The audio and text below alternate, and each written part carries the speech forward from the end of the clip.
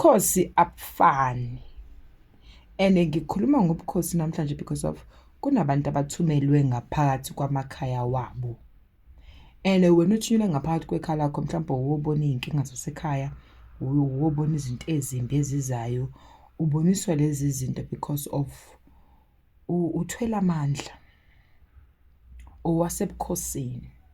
And ubukhosi bakho bupheleliswa uyena umveli nqangi, bupheleliswa emazulwini, ngoba obakho ubukhosi bufuna ukuthi ukhuleke ngamandla.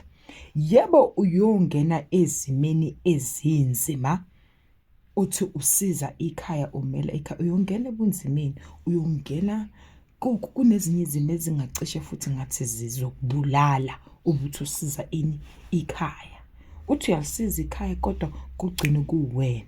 Lalela-ke, njengoba ngisho ukuthi ubukhosi bakho bupheleliswa uyena umveli nqangi, uyena umnini mandla wonke, because of uzobakuyekela ukuthi ungene kulobo bunzima. Akuyeke nje ungene ebunzimeni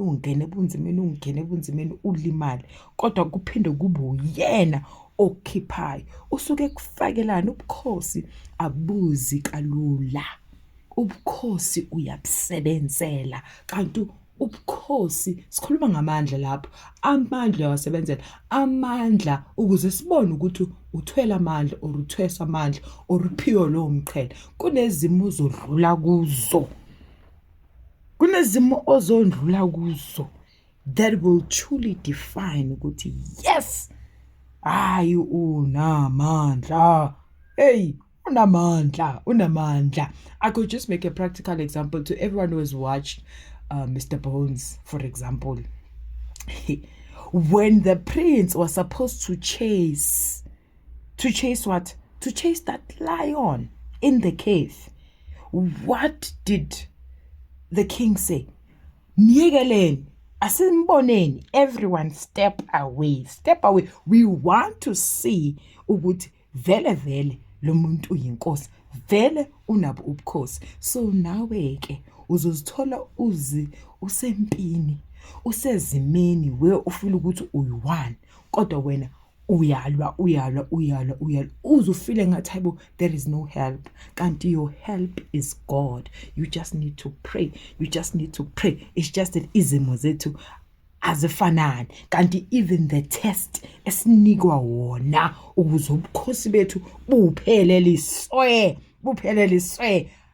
Akufanani, kodwa khuleka uvule inhliziyo, khuleka uqinisele, khuleka unikezele, khuleka man, khuleka. Inkosi iwaphelelisa amandla wakho, iphelelisa ubukhosi bakho. Uthi noma uthola umqhele wakho uwazi ukuthi uthole ngoba undlulela.